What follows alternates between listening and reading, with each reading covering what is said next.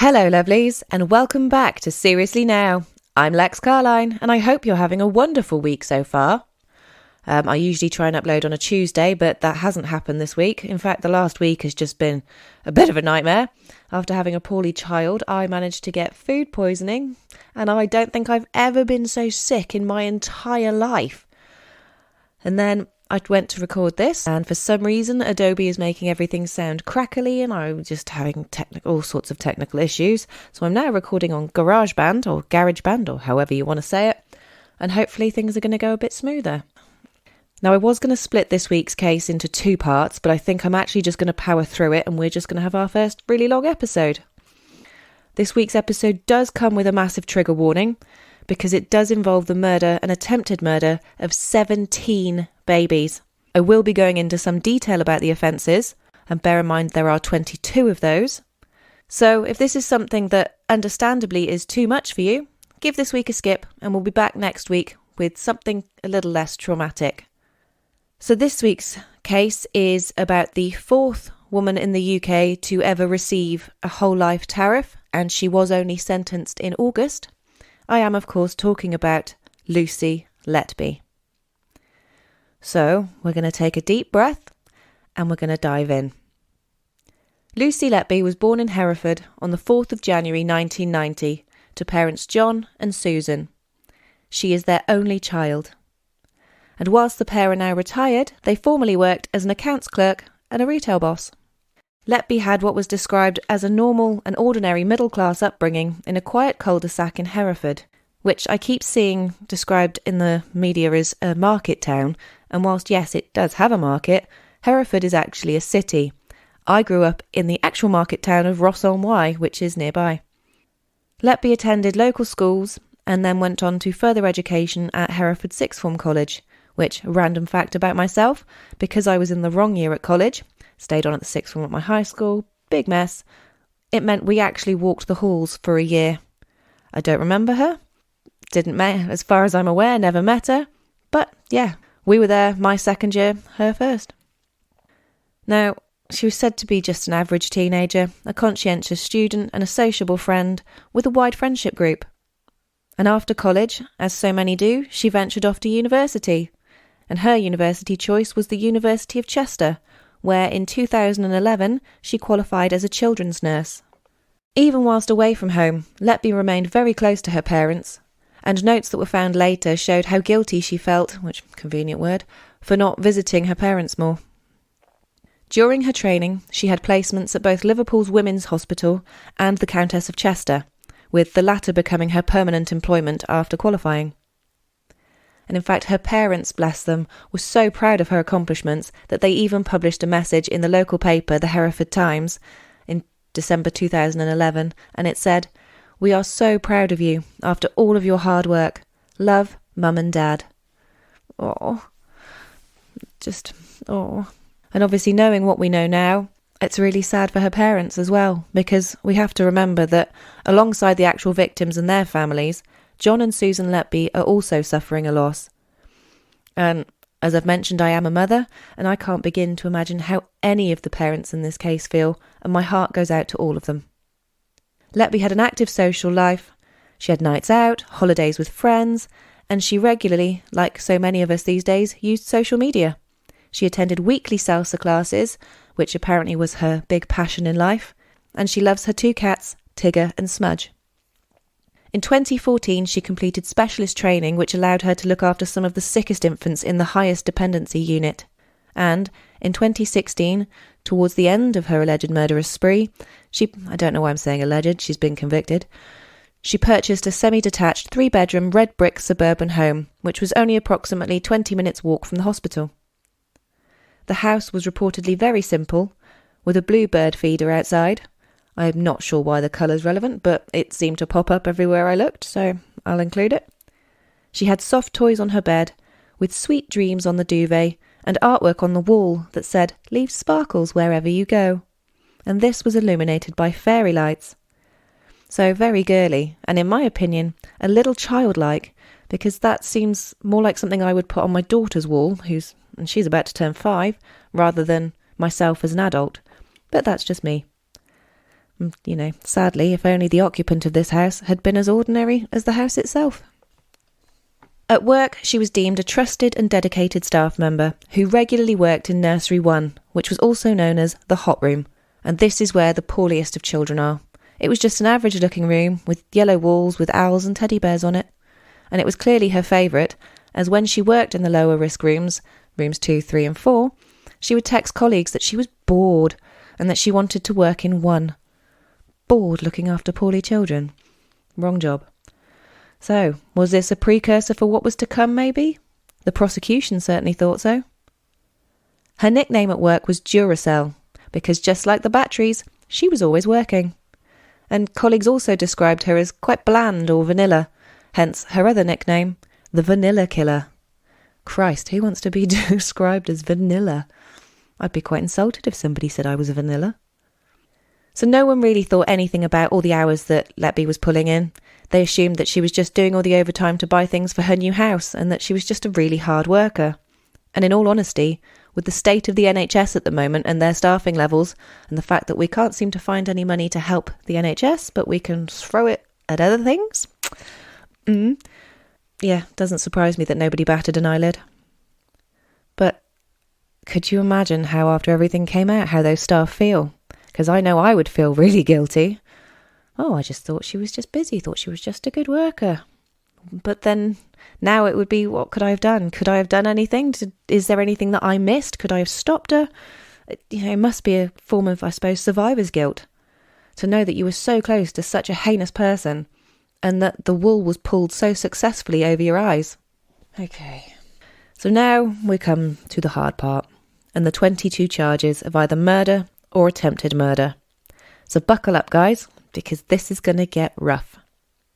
Now, prior to January 2015, the baby mortality rate in the neonatal unit at the Countess of Chester was comparable to other units up and down the country, nothing out of the ordinary. But during the next 18 months, the number of baby deaths and collapses would rise dramatically.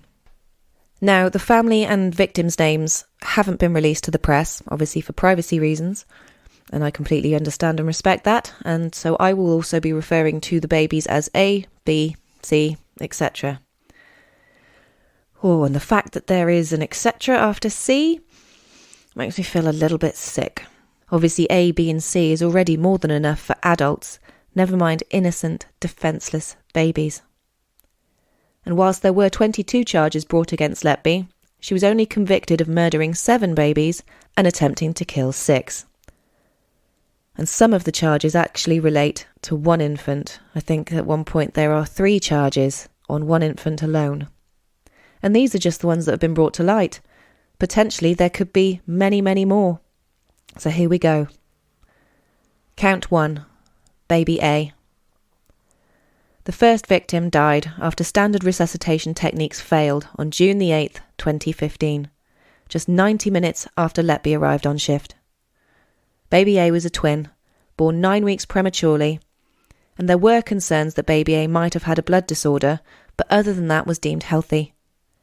Experts said his death was caused by air or another substance being injected surreptitiously into the bloodstream, and the attending doctor commented that he had never seen such discoloration on a baby's skin before, but sadly they would see this many more times over the following months. Count 2. Baby B, the twin sister of Baby A, collapsed just 28 hours after her brother. Her airways had been sabotaged, and that meant that they had either been blocked or air had been injected directly into the bloodstream, which is generally fatal. But thankfully in this case, Baby B survived. Count 3. Baby C, June the 14th, just 6 days after Baby A. Baby C was born 10 weeks prematurely, but deemed in a good condition and had not required resus at birth, and was said to be doing well until a sudden deterioration. Letby even told one of her colleagues, "He's going." It was later discovered by investigators that she was the only nurse that had been on duty when Baby C died, Baby A died, and Baby B collapsed. Had somebody looked at this sooner? I know hindsight is 2020. Who knows? Count 4. Baby D, June the 20th. Now, Baby D was actually a full-term baby boy who was only taken to the neonatal unit as mum's waters had broken and then been left for too long. So if you didn't know, once your waters break, if nothing has happened after around about 24 hours, you need to go into hospital because the waters are no longer there to protect the baby, and it drastically increases your risk of infections such as sepsis. Baby D was expected to make a full recovery, and it sounds like he was just in the neonatal unit for a precaution rather than because he was actually poorly. So if Letby really was targeting sick babies, not sure why she went for this one because it doesn't seem to fit the MO. Trying to get into the head of this person, and so far removed, But hopefully you understand where I'm coming from. It just, this one seems like a bit of an odd one as the baby wasn't even really poorly. Now, baby D collapsed 3 times in a space of 2 hours. He also had the unusual skin discoloration. Again, air had been injected into the bloodstream, and this caused an embolism which blocked the blood supply. 34 minutes later, and sadly the infant collapsed for a 4th time and passed away. Dr. Stephen Breary, who was head of the neonatal unit, reviewed the circumstances of baby D's death, and also the association of Letby to a number of collapses was identified. So this could have been stopped. I will probably say this a lot, and it's also stating the obvious, but the NHS bosses failed. They failed the victims, they failed the victims' families, and they failed the staff members who were actually doing their due diligence and noticed that something was wrong and that it pointed at Lucy Letby. Baby E. Count 5. August the 4th.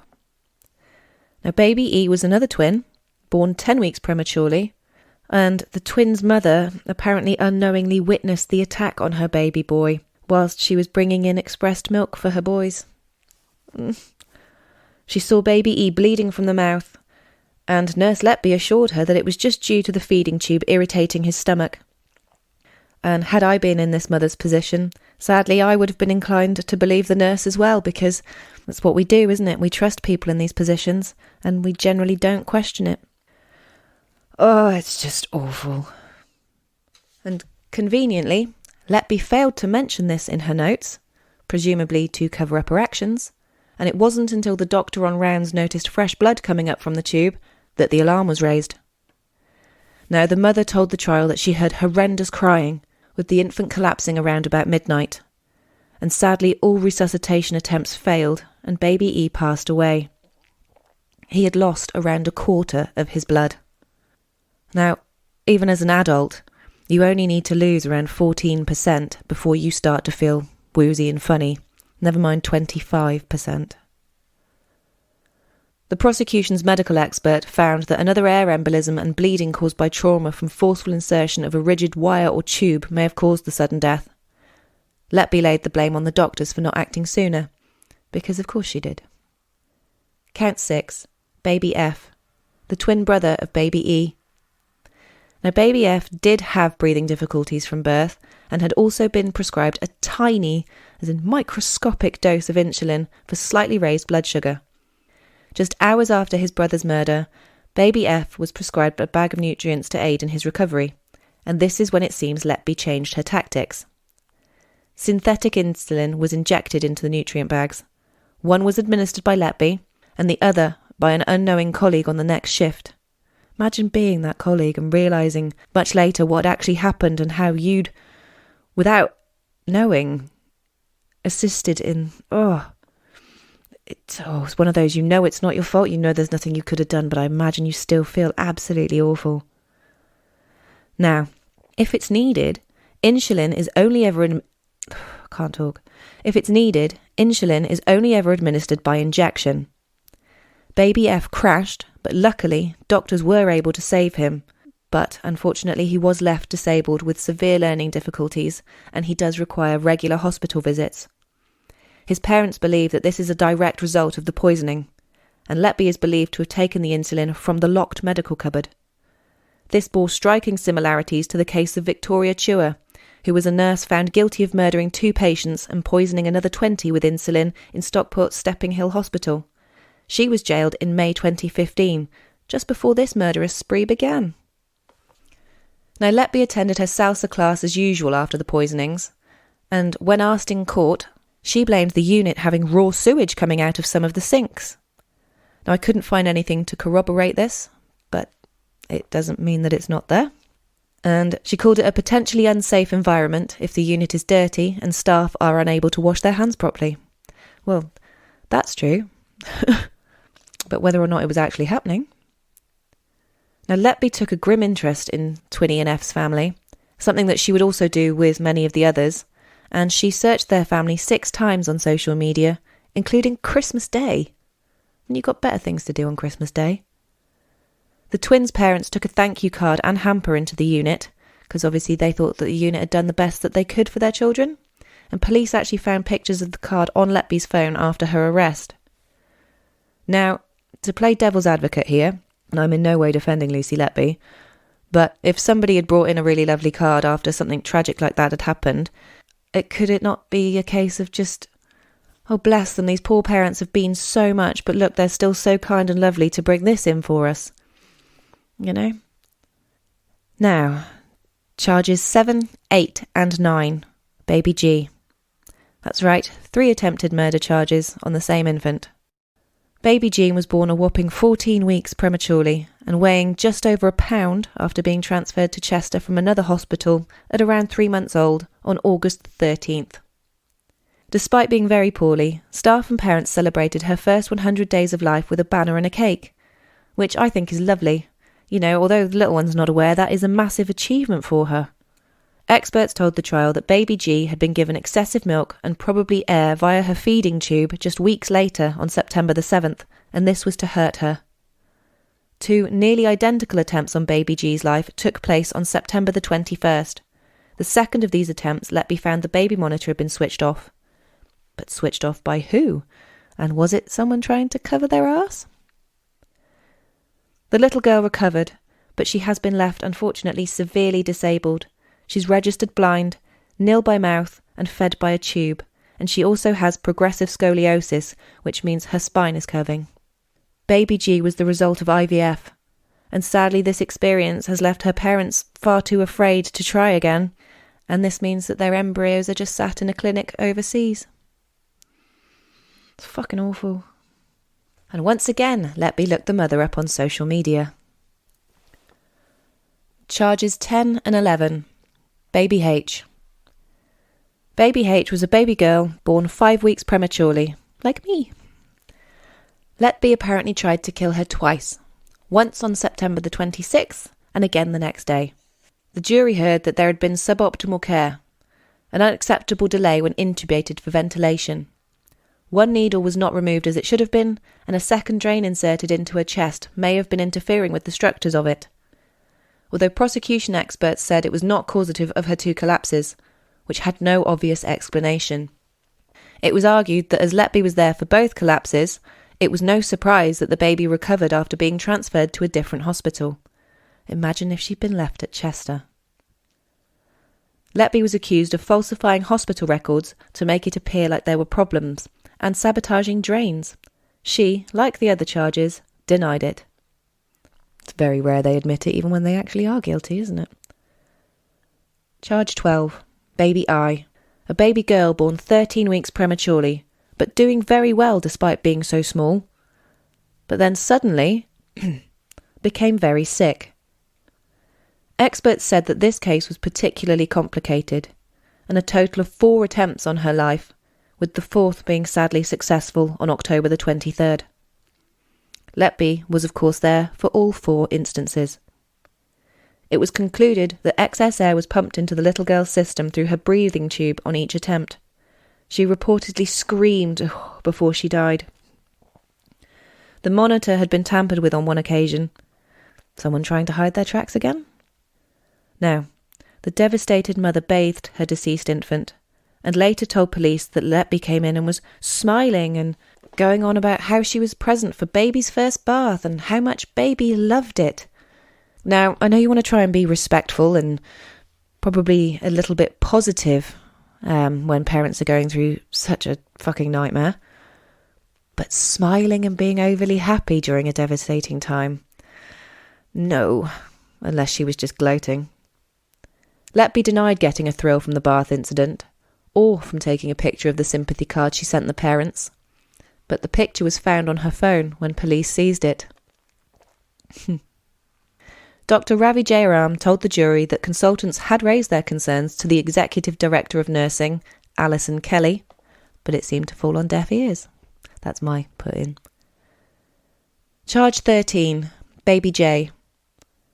Born 8 weeks prematurely and had genuine medical problems and had needed bowel surgery, but was said to be recovering well. Now, around this time, Letby apparently complained to colleagues about only looking after babies that needed feeding help. Wonder why? Too obvious if something happened, maybe? Or was she just finding that her job wasn't actually what she thought it was going to be? On November the 27th, baby J had a fit and sadly passed away. Prosecution said that the sudden death had parallels with the other collapses in the unit, and one expert even suggested smothering. But it was just a suggestion. Charge 14, baby K. Born 15 weeks prematurely. 15 weeks! Oh. On February the 17th, 2016, Dr. Jayaram is believed to have interrupted an attack on the baby girl. He was concerned because Letby was standing over the incubator rather than the designated nurse. The doctor was alarmed as she hadn't called for help and wasn't intervening, wonder why, even though the monitor showed baby K's oxygen levels falling dangerously. "She's just started deteriorating now," Letby allegedly said to the doctor. He noted that the breathing tube had been dislodged and the auto alarm was paused so it didn't ring. What the fuck? Now, this is just my opinion, but in this case it does seem like she wanted to watch the baby die, which is just sick. Experts agreed the tube had been deliberately dislodged, and the infant died 3 days later. Now, staying in February 2016, Dr. Jayaram says that for a second time concerns were raised by consultants to Medical Director Ian Harvey and again the Director of Nursing Alison Kelly. But it wasn't until April that Letby was told she was no longer allowed to work night shifts due to growing concern amongst consultants. But just night shifts. Charges 15 and 16. Baby L and baby M. Twin boys born 7 weeks premature. On the 9th of April, baby L was being treated for low blood sugar, and Letby allegedly tried to kill the twin with insulin, just as she'd done before. Blood test revealed synthetic insulin, which was not prescribed, and having failed previously, this time the insulin dose was upped, and Letby even volunteered to work an extra shift, seemingly to finish the task. Experts agreed baby L had been poisoned intravenously via the liquid feed. Now, baby M was born in good condition, although small, his heart rate inexplicably dropped. Resus was successful, but unfortunately the infant collapsed a second time. Baby M did survive, but was left with brain damage. Experts said that the collapse was because either air had been introduced to the system or an airway had been blocked. And this was the same day as the 169th Grand National Horse Race. Now, Letby had placed, lucky her, a successful bid, and she texted her friend, "Work has been shite, but... I've just won £135 on the Grand National." Horse emoji. Now, I'm going to play devil's advocate here, but that sounds like a pretty normal message to me, because even if she hadn't been involved, obviously 2 babies collapsing, 1 passing away, that is shit. Whatever way you look at it, that's shit. Understatement, but yeah, that message to me is just, that's the sort of message I send one of my friends. Now, after she moved into her house that same month, she sent a WhatsApp group message about her housewarming that said, "Got Magnum Prosecco and vodka, whoop. No disco ball, but sure we'll manage." Which again is just another normal sounding message. It's shocking to me how people can live such double lives. I struggle with just one. Right. Charges 17, 18 and 19. Baby N. Baby N was a baby boy who'd been born 6 weeks prematurely, but his health was said to be excellent. He did have mild haemophilia, which is a rare condition affecting the blood's ability to clot. It's usually an inherited condition and for some reason mostly affects males. It can also cause spontaneous bleeding, and obviously it was believed that this was used as a cover for the attacks, because if she caused bleeding, it could be passed off as the condition. June the 15th, and 2 attacks on baby N. The first collapse was just minutes after Letby had swiped onto the ward. She allegedly called baby N's father, but didn't relay how serious things were. Something she denies. Well, she denies making the call at all. Now, she denied remembering the parents' arrival on the ward, but text to a colleague confirming the parents had arrived shortly after the colleague left disputed this. Although, it was, what are we? So this was 2016, it's now 2023. Again, I'm not defending her, I'm just trying to get my mind around some of this. Could you remember everything that happened that far back? Every single detail when you're in a high dependency unit and there's babies who are potentially that poorly on a there are babies who are that poorly on a regular basis. Are you going to remember every single time that you've notified parents, hadn't notified parents? Anyway, the second collapse happened later that day when the parents went to get food, and it was so severe that the parents were offered a priest. Blood was found in the child's throat, similar to child E, and the doctor's note from the time said the bleeding was unlike anything he had seen before. 12 days later, and Letby allegedly tried again twice in quick succession. The doctor noticed blood and swelling in the infant's throat and speculated that Letby shoved the feeding tube down hard. Ooh. Now, an instance not related to this case, Letby was supposed to have been tube feeding a child, which is a two-handed job, but had been texting throughout. And by her own admission, you cannot text and feed the infant correctly, so she indirectly admitted that she'd fed the infant too fast.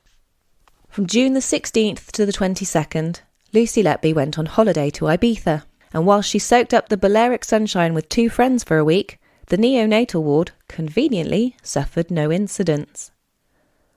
Before returning to work, Letby texted a friend, "Probably be back in with a bang, lol." Now she says it's because she was returning on a busy shift and denied planning anything dramatic. Just 72 hours after that text, 2 more babies had lost their lives. Charges 20 and 21, baby O and baby P. Not that baby P. Now these were 2 of a set of 3 triplet boys born 7 weeks prematurely and were again said to be doing well. On June the 23rd, baby O passed away. And baby O's death shocked the medics. They said it was a remarkable deterioration, as in worthy of attention or further investigation, not, "Oh, how remarkable, wonderful." No. The post-mortem revealed fresh blood in his tummy and damage to his liver. Experts again blamed intravenous air embolism and trauma inflicted on his liver, which was beyond the scope expected from the CPR he received. Baby P passed away the day after his brother. He crashed in the morning and doctors struggled to stabilise him. He was due to be transferred to a specialist hospital, and a doctor who was optimistic about the boy's chances overheard Letby say, "He's not leaving here alive, is he?" Baby P died at 4 p.m.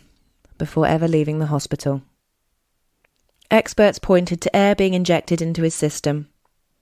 Letby Facebook searched his family name on the first anniversary of the boys' deaths.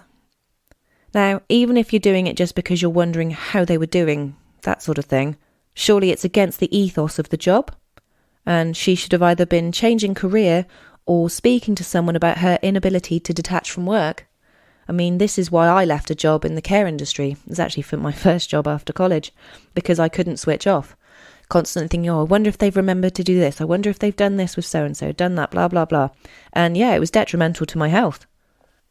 I mean, anything in, whether it's care work, nursing, things like that, it's an intense job. And my hat goes off to people who can do it, because not everyone has the mental capability and strength to be able to do a job like that. So if you are in one of those jobs, thank you very much. I love you for it. The government, on the other hand, might be screwing you over, but I love you. Thank you. Right. Charge 22. The final charge in this trial. Baby Q. Baby Q was a baby boy born 8 weeks prematurely. And on June the 25th, just 90 minutes into the day shift, because clearly taking her off nights had worked, baby Q collapses and needs breathing support after his blood oxygen levels and heart rate plummet. This was the third incident in 3 days. Luckily, the infant was actually transferred to another hospital and made a full recovery. And Letby only worked 3 more shifts on the unit the following week and was then, finally, in my opinion, in July 2016, put on clerical duties. And she was put on clerical duties in the hospital's Risk and Patient Safety Office. How ironic. Ugh. 2 months later in the September, and Letby launched a grievance procedure regarding the redeployment against the hospital. This was actually upheld in the December, and several consultants were forced to apologise to her. Could you imagine? Oh, if you're one of these consultants and you're almost certain you know what she's doing and no one will listen, and then you've got to say sorry. Phew. Letby was due to return to the unit in March of 2017, but fortunately this never happened, and shortly after that the police were contacted by the hospital trust. Now remember, Dr. Breary had first raised concerns in June 2015 about Letby's association to the increase in baby collapses to the head consultant, and along with Dr. Jayaram had continued to express concerns to management as more sudden and unexplained collapses followed. Medics highlighted the year's mortality rate after a baby girl died in October 2015. Dr. Jayaram said, "We had significant concerns from autumn 2015. It was on the radar of seniors such as Executive Director from as far back as October 2015. And remember, the last instance was at the end of June 2016. I'm sure we've all got the same questions. Why wasn't it taken seriously sooner? Because so many lives could have been saved or unaffected." Dr. Jayaram went on to say, "As clinicians, we put our faith in the system, the senior management, to escalate concerns and to investigate them." Absolutely. That's me, not him. We as patients do the same. The initial response received was that it was unlikely that there was anything going on. We'll see what happens. Dr. Breary actually commissioned an independent neonatologist from Liverpool Women's Hospital to analyse the increased mortality rate. The review, which concluded in February 2016, did not identify a reason for the rise. The concerns around Letby remained as the common link during all the collapses and deaths. Dr. Breary sent copies of the report to Alison Kelly, remember the Director of Nursing, and the Medical Director Ian Harvey. Dr. Jayaram told the court there was no response from senior management for another 3 months. I'd love to know what their excuse for dawdling was because... that was not the time. And I genuinely hope they get their comeuppance. Dr. Jayaram said he felt stuck and didn't know what to do. And in retrospect, because hindsight is 2020, he wished he'd bypassed them and gone straight to the police. But, like he said, he should have been able to put his trust in the senior management. To me, it seems like they were more concerned with the hospital's reputation and theirs than the well-being of their patients. In the wrong damn job. Dr. Jayaram also said that there was an increasing pressure from senior management to not make a fuss. What the fuck? The tipping point was baby O and P on consecutive days. Now, Dr. John Gibbs said that he felt uncomfortable arriving on the unit, and he saw baby O and thought, oh no, not another one. He had also become understandably concerned at the increased collapse death rate and that staff nurse Letby had been involved in all of them. Obviously, medicine is not an exact science, and they can't always explain everything despite intensive investigations, because bodies do work in weird and not always wonderful ways, like my wonky central nervous system. That's a fun one. But when it's happening over and over and over, and it's clearly not a coincidence, there has to be a cause. After baby P, Dr. Brearley called the duty executive Karen Rees, who was a senior nurse in the urgent care division, and he said that she was familiar with their concerns. He explained what had happened and that he did not want Nurse Letby on shift the following day or until it had been investigated properly. But Karen Rees said, no, there's no evidence, but surely there was enough reasonable doubt to start an investigation. Just makes me angry. June the 29th, 2016, and there was a meeting of the whole neonatal consultant body.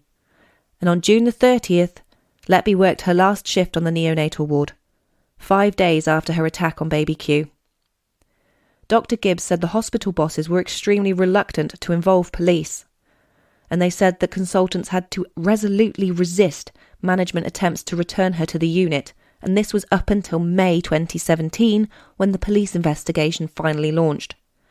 The doctors demanded cameras in every room of the unit if she were to return to nursing. I'm assuming in the year that she was off the ward, things noticeably improved as well. Because even though there had been widespread concern throughout the hospital, it still took almost a year before the police were called. And they were finally called by the chief executive of the Countess of Chester, Tony Chambers, in early May 2017. Letby remained working in the hospital, albeit in the Risk and Patient Safety Office, again ironic, until her first arrest on July the 3rd, 2018. She was arrested at home at 6 a.m. and positioned her 2 teddies on her unmade bed.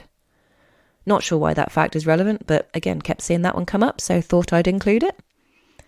She sold her house in 2019 and moved back to her parents' house, where she was arrested for the second time on June the 10th, 2019, and the third and final time, November the 11th, 2020, and this is also the date that she was charged. Her trial started in Manchester Crown Court on October the 4th, 2022, and she finally took the stand 7 months later on May the 2nd, 2023. Now we'll look at the evidence that they retrieved, and a 2016 diary was recovered from her bedroom. On the 8th of April it said twins, which was the date of birth for a set of twin boys she attempted to murder.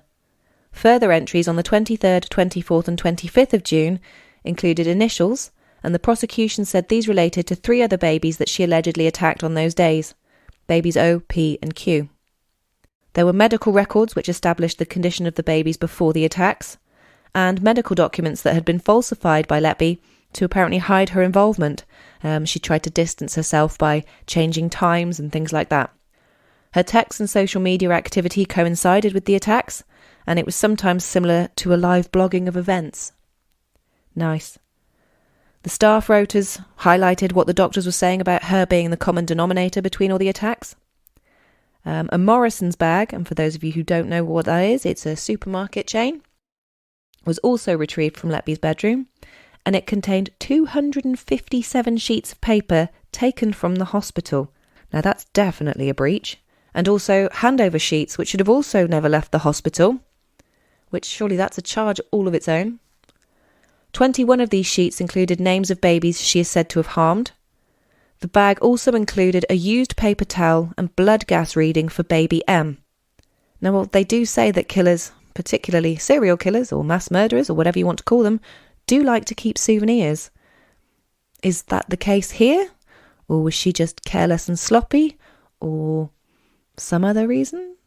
Let me know. As well as the diary in Morrison's bag, a series of handwritten notes were also found, and they were also considered damning evidence in the trial. There was a green post-it note that had, "I am evil, I did this." It sounds pretty damning to me. "I don't deserve to live. I killed them on purpose because I'm not good enough to care for them. I am a horrible, evil person." Well, if you really did do this, you definitely got that last bit right. And if you weren't good enough to look after them, then what the hell are you doing in that job? Get a new job. Don't kill your charges, admit you can't do it, and bugger off somewhere else. Now there was another note. "I don't even know if I killed them. Maybe I did. Maybe that's all down to me." And another note calling 2 senior consultants bastards, and they were among those who wanted her removed from the unit. And she repeated phrases throughout her notes, "Please help me," and "I can't do it anymore."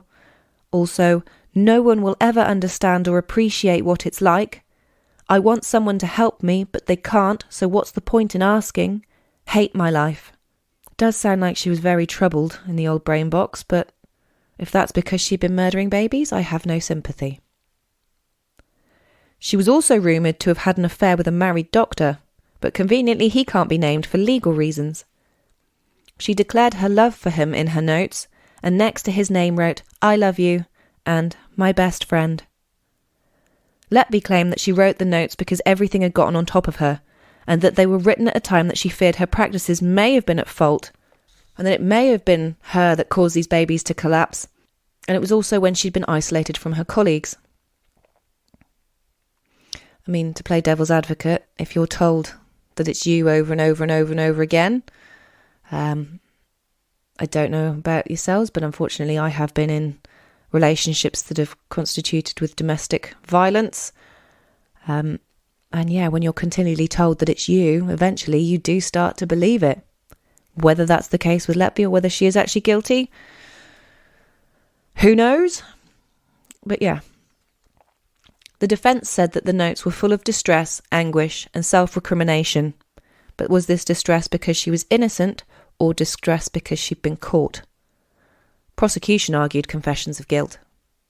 Lucy Letby denied all of the allegations against her.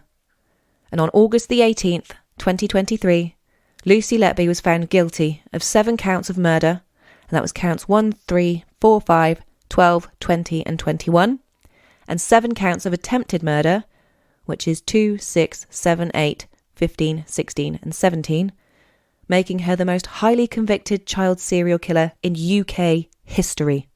And there's some tough competition. She was not found guilty of counts 9 and 10, and no verdict was reached for 11, 13, 14, 18, 19 and 22. The defence argued that the research basis for the air embolus cited in the evidence was poor and inconsistent. The trial judge, Mr. Justice Goss, said, "I am satisfied that there is a sufficient body of accepted expert medical opinion that the exogenous administration of air into the venous system can cause air embolus, leading to collapse and potentially the death of a baby. Because of the rarity of cases in which air embolus is identified in a fatal collapse, there is limited medical literature and research, and the level of clinical expertise is also necessarily limited. In the context of circumstantial evidence, including the fact that, in the case of 2 other babies, not the subject of these applications, someone in the neonatal unit deliberately sought to harm them by adding insulin to their nutrition, and the circumstances and coincidence of the defendant's presence in the unit on each of the occasions of the sudden collapse of a baby, in some case at the cot or incubator side, and her admissions, I am satisfied that the evidence sought to be excluded is admissible expert evidence for the jury to consider. I am also satisfied there is a body of evidence on which the jury, depending on their findings of fact and the inferences they draw, could properly come to the conclusion that the defendant is guilty." Letby's parents were said to be blindsided by her conviction. As I said, that's their only child. I can't imagine what her parents are going through either. Even though it was seemingly her own nefarious actions, Letby's parents were supposedly innocent in all of this too, and have themselves lost a child to an extent. No grandchildren, no Christmases together, nothing. Now, Letby's childhood friend Dawn said, "Unless Lucy turned around and said I'm guilty, I will never believe that she's guilty." And Janet Cox, who's a former colleague and friend, well, current friend, sat with her parents throughout the trial, and she says that Letby is innocent, but won't elaborate. And I wonder if this is because she actually has any proof, or whether she feels frauded and her judge of character would be out if she admitted that, yeah, okay, she did do this. There are those who think that Lucy Letby has been used as a scapegoat for the hospital, and that the hospital really did fail these babies, but it was always her shift. It just, I don't know. I don't think I lean towards the scapegoat thing. That just seems a bit, I don't know. No, not buying that one. On Monday, the 21st of August 2023, Lucy Letby was sentenced, and at age 33 becomes the 4th woman in UK history to receive a whole life tariff, meaning she will never be eligible for parole or release. She will die in prison. Now, the 3 women that came before her are the now deceased Moors murderer Myra Hindley, Rosemary West, who I will cover with her husband Fred at some point, and Joanna Dennehy, who I covered in episode 3. Disgustingly, the coward wasn't there for her sentencing, or to hear the victim's impact statements. And the fact that she was allowed to choose whether or not to attend highlights yet another massive flaw in the UK justice system. Justice Secretary Alex Chalk says the government want to change the law to compel, read force, offenders to attend. He said she's not just a murderer, but a coward, whose failure to hear her victims' families and to hear their impact statements and society's condemnation is the final insult. We are looking to change the law so offenders can be compelled to attend sentencing hearings. Labour representative Sir Keir Starmer calls for the inquiry to be put on a statutory footing, for one, because that's what the victim's family wants, and second, so that we can get the fullest, proper comprehensive analysis of what went wrong here. You mean like the doctor's concerns being ignored? Now I'm going to read some of the parents' impact statements. So this might be a bit rough. And the first one is from baby A and B's parents. 2015 was going to be the best year of our lives. We were going to become parents to a little boy and a little girl. Everything was perfect. Our babies were doing well in the neonatal unit. We were told that child B needed a little bit of extra help, but was doing well, and that child A was very strong and doing really well. Never could we have imagined that the most precious things in our lives would have been placed in harm's way, and in the care of a nurse who is capable of such despicable actions. We never got to hold our little boy while he was alive, because you took him away. This next one is from child C's parents. Lucy Letby, to think that you could get any kind of gratification from inflicting pain on child C and from watching our suffering in the aftermath goes against everything I believe it is to be human. I am horrified that someone so evil exists. To you, our son's life was collateral damage in your persistent desire for drama, attention, praise and sympathy. Baby D's mother. When I left the hospital, I requested child D's medical notes and mine. I got clued up on the medical terms, neonatal death statistics, guidelines, protocols. I was knocking on doors, asking questions, meeting with doctors from the Countess and even the management team. We got a solicitor, and I wanted the police involved. At that stage, I was told that this was not a criminal matter, so the police were out of the question. That makes me angry. We got the post-mortem report, and even the coroner ordered an inquest. Things just didn't add up. A week before we were due to go to court and face the coroner, we got a call at 6 a.m. from the police, telling us that they were about to arrest someone on suspicion of child D's murder and also other babies. So these parents were on it more than the fucking hospital. Oh! Baby E and baby F's parents. Our boys were extraordinary miracles. We had experienced failed IVF attempts, with the conclusion that I would never be able to conceive. Then, out of the blue, we discovered we were expecting twins. That feeling remains one of the happiest times in my life. I felt like I was walking on a cloud, pure happiness. On the 3rd of July 2018, my family slept in our new home for the first time. At 6 a.m, our world was shattered once again with a phone call that took my breath away. We were informed that a nurse we trusted had intentionally caused our baby's death. Baby O and baby P's parents. Life was difficult. Our days revolved around seeing child O and P's sibling as much as we could. We did not receive any counselling or support after losing the boys, which is hideous. I didn't know how to deal with the situation or what to tell our eldest child. We had no guidance for the siblings. There was no contact from the Countess whatsoever. Our extended family kindly offered to collect the memory boxes, but this wasn't acceptable at the Countess, as the hospital wanted the direct family to collect, which made us very upset and angry, as we never had any intentions of returning. I was always adamant that there had been some form of medical negligence at that hospital, and never believed that their deaths were natural causes.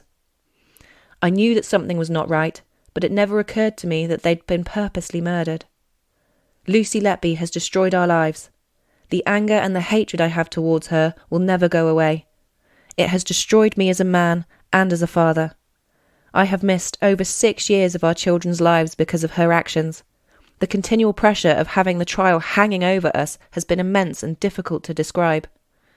Even after the trial has ended, it will continue to haunt us and will always have an impact on our lives. Yeah, how do you recover from something like that? Do you ever recover, or do you just keep putting one foot in front of the other? Lucy Letby's legal team are planning an appeal, which is pretty standard procedure. And I'm assuming that she's relying on the fact that a lot of the evidence is circumstantial, or you just happen to be there, so it's you. But now more accounts of Letby's weird behaviour has come out.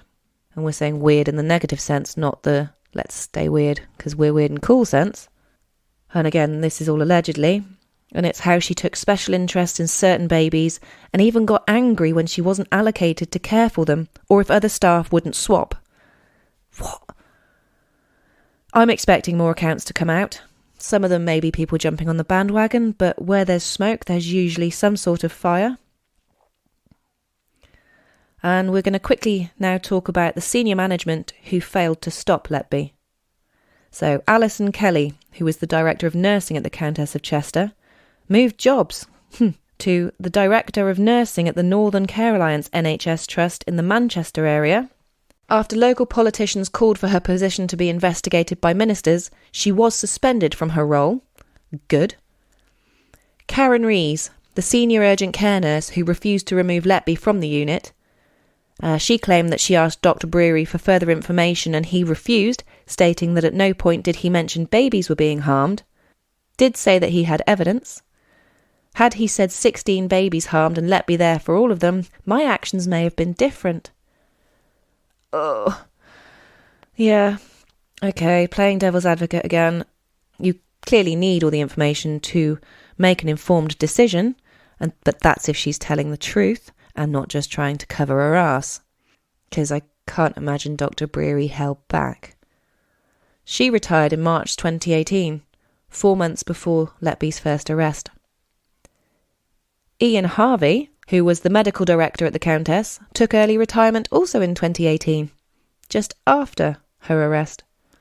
He moved to the south of France with his wife and lives in a luxury property with stables and a pool. All right for some. Now, he said that the hospital trust wanted to protect Letby from the allegations after she accused the consultants of running a witch hunt. Oh my God. I wonder if he was the doctor. Purely speculation, don't come for me, but I wonder. Now, Tony Chambers was the CEO at the Countess. He quit in 2018 in the wake of Letby's arrest, and he was the one who forced the consultants to apologise to Letby, claiming she had done nothing wrong. Well, could have been him. Now, he has claimed that he was paraphrasing Letby's father when he said this. Yeah, of course you were. He worked a few different positions within the NHS between 2018 and his retirement in 2023.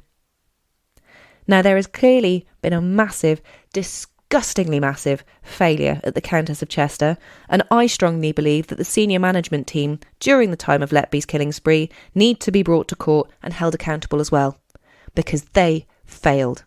They failed, and I hope it haunts them at night. Because after all, if they had actually taken the concerns of their consultants seriously, many babies may have been saved. Oh, well, what a horrific turn of events that all was. And I think she's guilty, and I hope she rots in prison, along with her other full-life cohorts. Now, it's said that she'll be placed in solitary to start with, to stop her being attacked, because obviously baby killers don't go down so well in prison.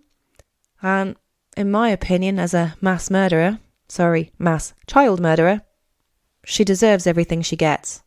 I don't condone violence at all, but baby killers, that's a whole different kettle of fish. What do you guys think? Let me know. And if you like the longer episode, or if you think I should have split it, again, let me know. Your feedback is very important. Please don't forget to like, comment and subscribe because it really does help me. You can find me on the socials at Seriously Now Pod, or email me your thoughts, content ideas or Seriously You stories, seriouslynowpod@gmail.com. So until next time, lovelies, stay safe, stay free and stay weird. Bye-bye.